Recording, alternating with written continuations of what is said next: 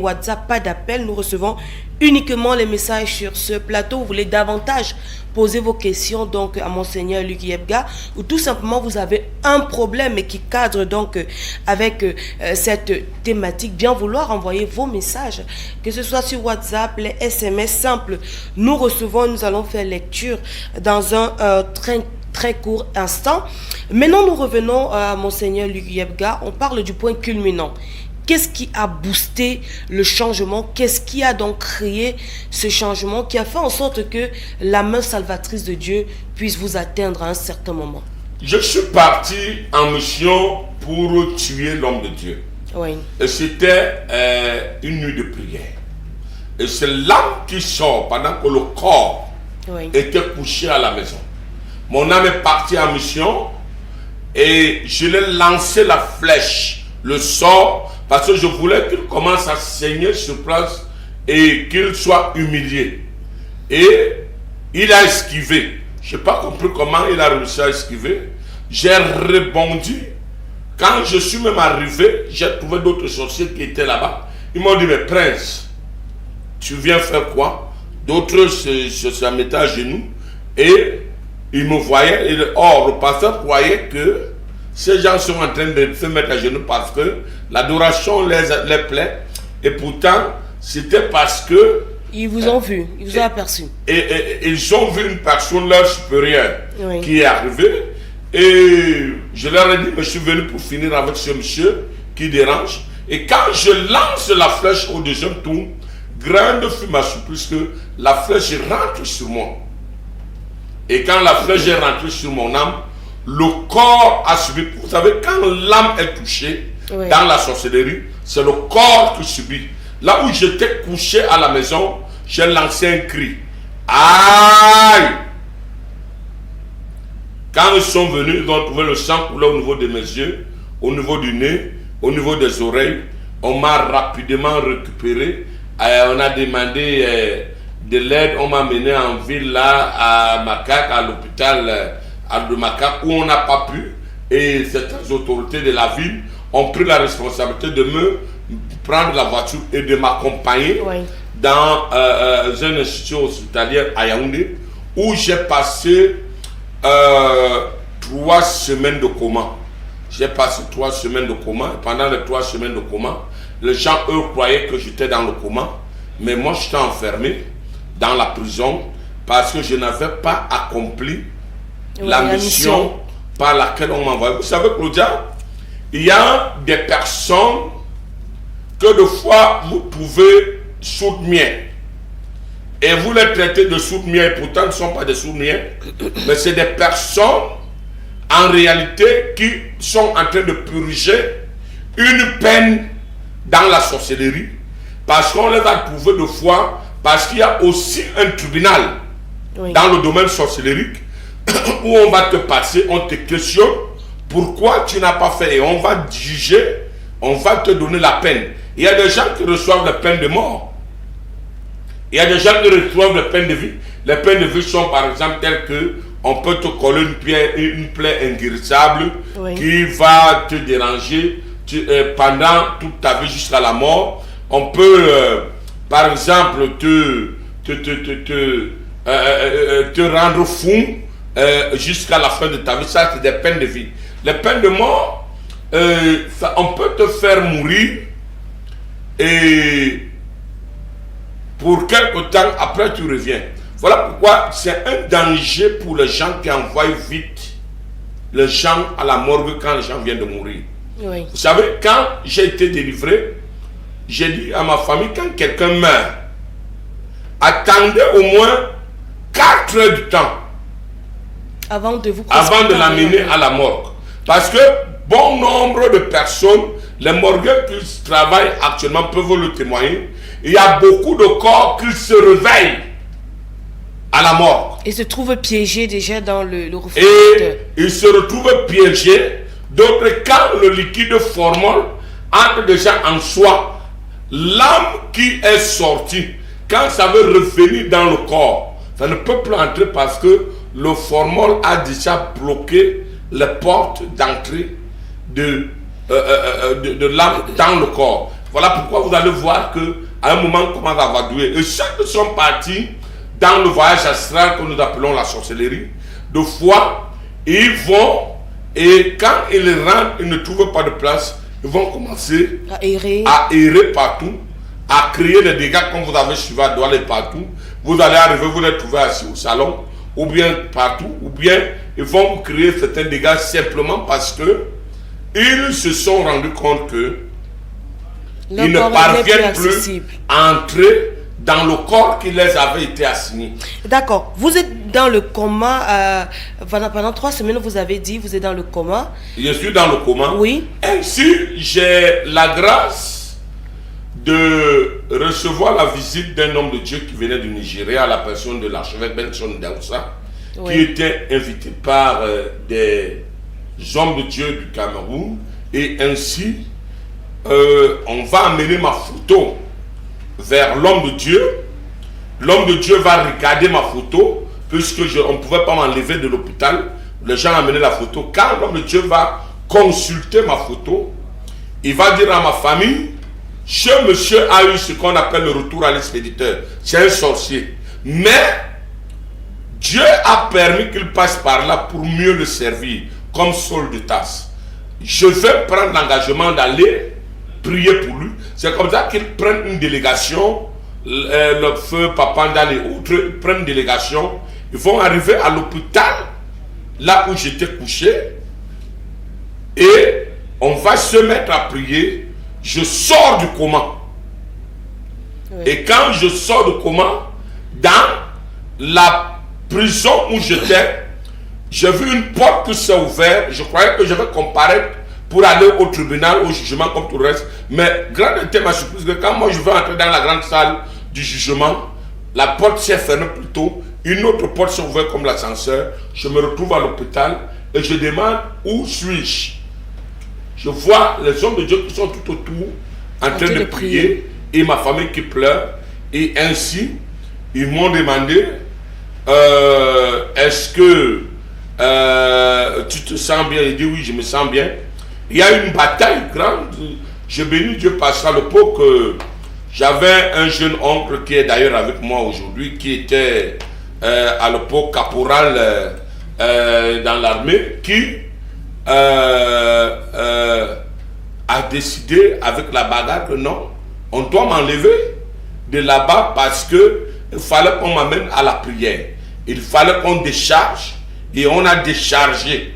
Et dès qu'on a fini de décharger pour qu'on m'amène là où il y avait la prière, je me suis rendu là-bas où il y avait la prière à l'église et on m'a demandé est-ce que je pouvais confesser. Je leur ai dit volontiers. Est-ce que tu peux donner tout ce que tu avais dans la sorcellerie? Je n'avais pas de problème. Je leur ai donné mes avions, je leur ai donné mon téléphone. Et les avions, c'était quoi concrètement? Permettez-moi, je vais vous dire, je n'ai pas honte de vous détailler cela. Oui. J'ai remis mes avions, j'ai remis mon téléphone, j'ai remis mon épée qui m'aidait à atteindre mes victimes. Alors, mon avion n'était rien. Les avions que j'utilisais, c'était la boîte de sardines, c'était la coque d'arachide, c'était le boîte des allumettes. C'était les vieilles chaussures usées. Vous voyez des fois dans les maisons, dans la journée, vous voyez les boîtes de sardines sur les toitures de certaines maisons. Vous ne savez pas que c'est les boïnes qui sont garées là. Dans la nuit, quand tu arrives sur cette toiture, tu as même pitié même de toi-même de voir ta propre toiture. Ou bien quand tu dors, tu entends le sable. Tu ne sais pas que c'est les atterrissages des gros porteurs sur les toitures. Le sorcier n'a pas besoin de te demander la permission pour transformer ta toiture en aéroport. Il transforme la toiture d'une personne en aéroport, que ce soit la toiture de son voisin ou sa toiture, quand il veut, comme il veut, si tu ne pries pas. Voilà pourquoi la Bible dit de prier sans cesse. Oui. Et la prière est la clé que je vais recommander à tout le monde aujourd'hui. Et c'est ainsi que je vais donc me retrouver en train de donner les avions. Je vais donner le téléphone qui était la tigette du maïs décortiqué, donc le maïs sec décortiqué. Oui. J'ai donné, c'était ça mon téléphone qui me servait de signe quand on pouvait m'appeler. Les fils téléphoniques ne sont rien d'autre que les toiles d'araignée. Vous qui négligez de fois vos maisons, vous laissez les toiles d'araignée. Vous ne savez pas que c'est des fils téléphoniques qui permettent aux sorciers de pouvoir communiquer avec eux ou entrer en contact avec des gens qui sont à la maison ou certains sorciers à la maison. C'est à travers ce fil que mon téléphone sonnait et je pouvais aller. Et mon épée était un bambou de Chine. C'est ça sec qui m'aidait à assommer mes victimes. D'accord, la délivrance est consommée en ce moment parce que vous avez accepté de confesser. On a prié pour vous. Et là, vous décidez donc d'être celui-là qui chasse à son tour les esprits méchants ou tout simplement les démons sur d'autres personnes.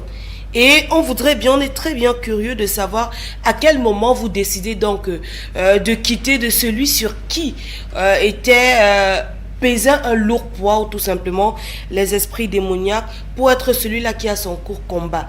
Mais avant d'entrer dans la réponse à cette question, on va permettre à nos téléspectateurs qui ont déjà envoyé les messages d'être servis et bien sûr d'avoir quelques réponses à leurs messages. Alors je vais procéder à la lecture. Je vais commencer par ce message qui est déjà arrivé. Bonsoir Monseigneur, vous êtes parenté avec le pasteur Franklin Yebga.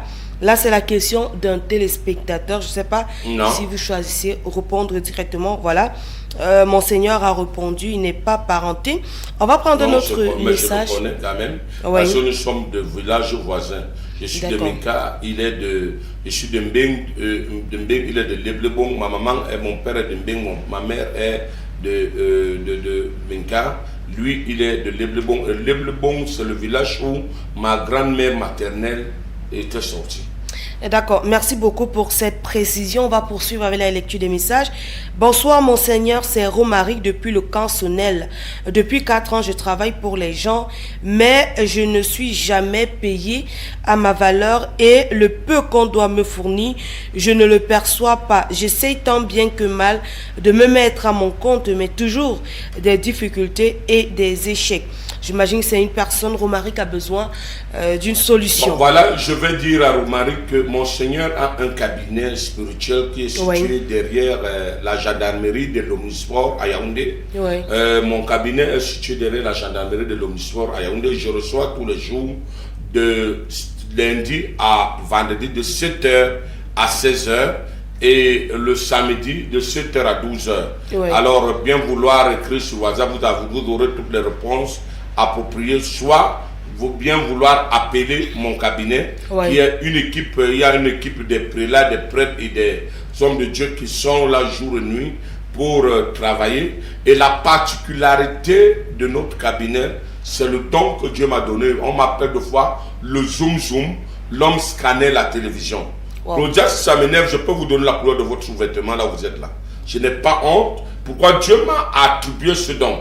On m'appelle le zoom zoom, l'homme scanner. J'aime toujours dire aux gens, si vous partez voir un voyant, parce qu'autrefois, quand on allait vers les hommes de Dieu, on disait, je m'en vais vers le voyant. Quand tu vas voir un voyant ou un homme de Dieu, et si l'homme de Dieu te dit, quel est ton problème, gifle-le et part. Il n'est pas le vrai.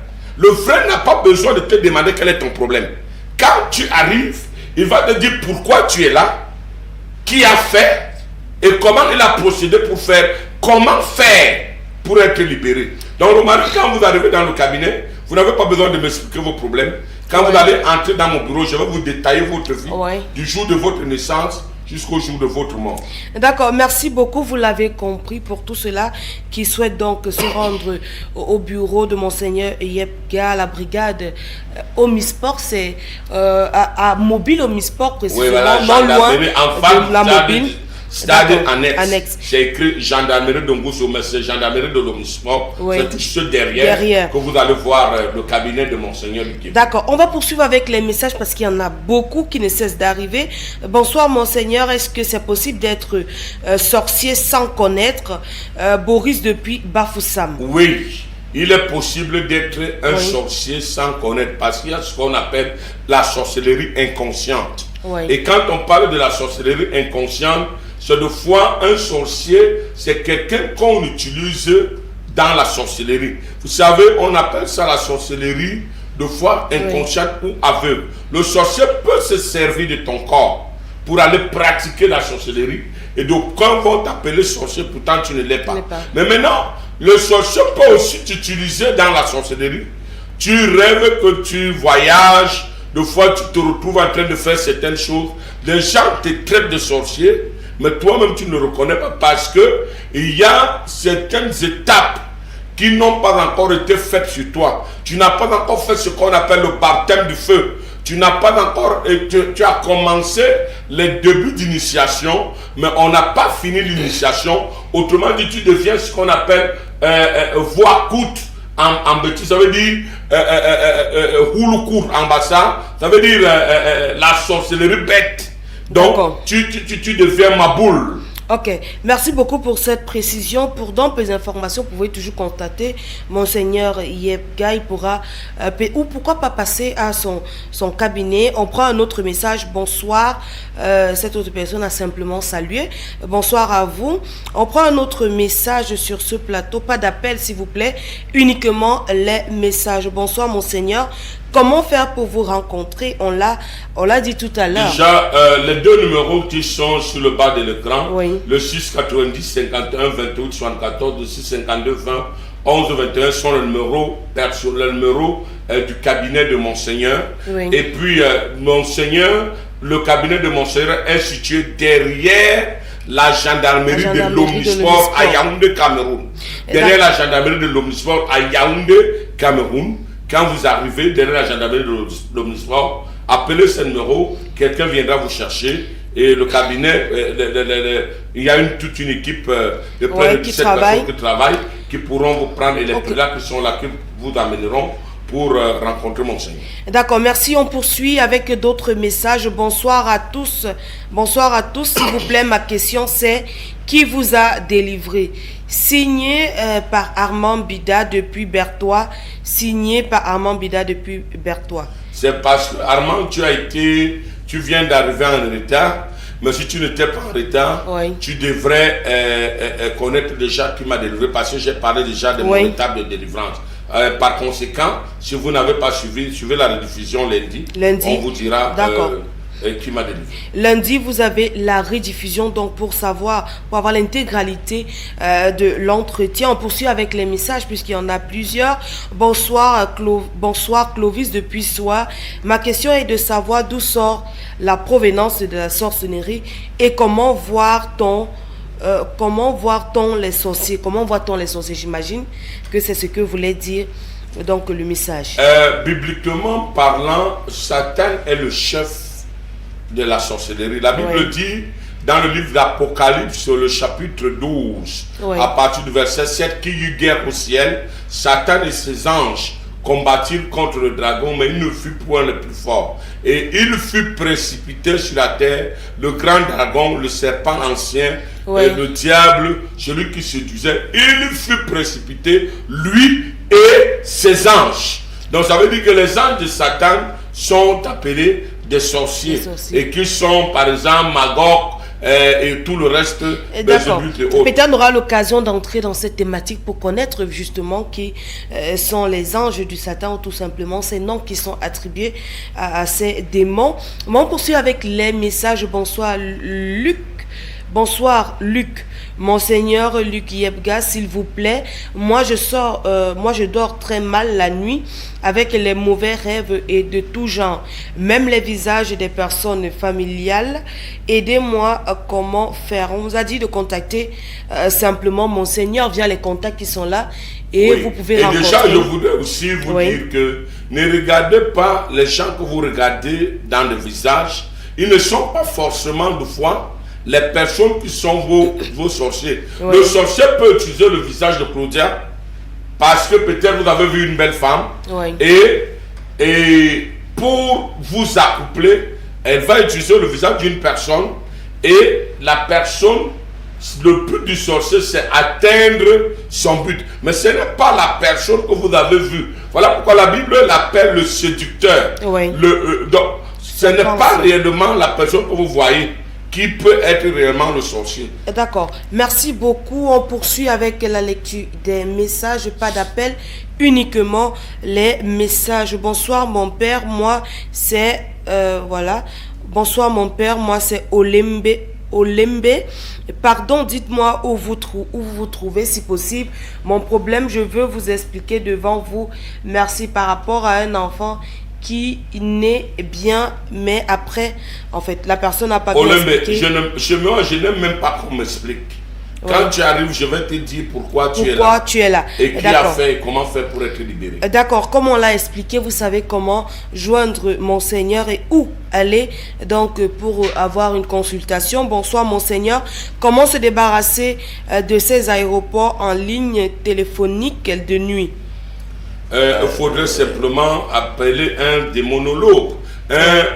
On vous a montré peut-être là, Monseigneur Luc, mais là on a oublié de mettre professeur en démonologie. Parce que là, quand je vais poursuivre ma présentation, on va aborder la question tout à l'heure. Vraiment, nous avons un réalisateur international, que Dieu l'accorde encore longévité et grand succès. Donc, vous allez comprendre donc qu'il faut chercher un spécialiste. Vous savez, Claudia, il y a beaucoup de choses que les gens ne comprennent pas. Dans chaque métier, il y a ce qu'on appelle la spécialisation. Des spécialités. C'est-à-dire, vous allez partir à l'hôpital, vous n'allez jamais trouver un dentiste vous dire qu'il est ophtalmologue, ni encore un généraliste vous dire qu'il est chirurgien. Mais aujourd'hui, dans l'église en général, dans la recherche de la mangeoire et la famine qui accable beaucoup de personnes, tout le monde est devenu chasseur de démons. Et c'est comme ça qu'ils meurent, parce que les démons ne les connaissent pas. Ils entrent dans un métier qu'ils ne connaissent pas. Il y a seuls ceux qui sont spécialisés en démonologie. La démonologie, c'est la science qui étudie les démons. D'accord, on arrive, Monseigneur, puisqu'on va en parler tout à l'heure. Permettez qu'on écoule encore environ 5 messages sans explication, parce que tout à l'heure, on va expliquer où vous rencontrer pour avoir d'informations, parce qu'il y en a tellement de messages et on court le risque de ne pas écouler tous ces messages. On va prendre encore 5 messages par là et puis on va poursuivre notre débat. Si vous ne revenez pas sur le droit chemin, le feu de l'enfer vous recueillera, vous tous, bande de menteurs. Je ne comprends pas le message sûrement. On va prendre notre message. Bonsoir, tu étais conscient. Bonsoir, c'est Valère. Vous avez décidé d'arrêter la sorcellerie. Bonsoir, c'est Valère. Est-ce que vous pouvez prier pour les gens éloignés? C'est une question qui est donc posée par Valère. Quand vous allez créer sur WhatsApp, vous allez voir que nous faisons des consultations à distance, en ligne et des prières en ligne. D'accord. On poursuit. Bonsoir, Monseigneur. Êtes-vous parenté avec le pasteur Franklin Yebga? Ça, c'est